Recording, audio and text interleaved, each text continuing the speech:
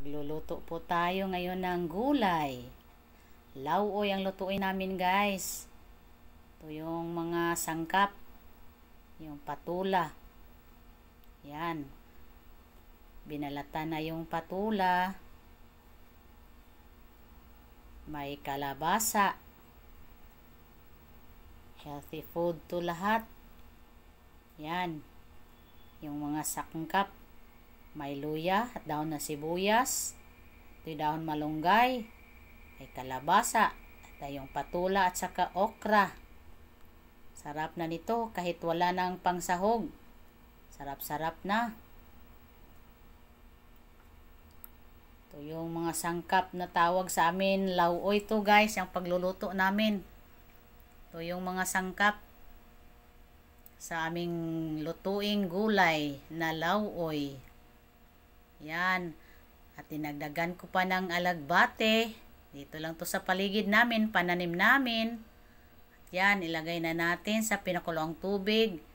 Yung kalabasa, luya, dahon ng sibuyas. Maya-maya, idadagdag naman natin yung patola. Ayan. Sarap na nito, guys. Kapag maluto. Sarap talaga. Ayan. Luto na siya, guys. Ito na yung lauoy na gulay namin. Ulam sa almusal. Yan o. Napakasarap nito. Ang init-init pa ng sabaw. Hindi ko napigilan. Tinikman ko na talaga yung sabaw na mainit-init. Napakasarap nito. At ito yung ibang ulam namin. Yung beef loaf. Saka may tortang isda. Tama na rin nito yung na may karning konti. Yan, yung tortang isda, guys. Saka beef loaf.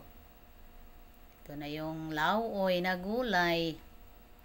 Napakasarap na nito. Ayan, konting karne. Konti lang yung karne. Yung gulay ang damihan. Itong lauoy. Sarap-sarap na nito, guys. Kain-kain po tayo. Thank you for watching. Follow for more.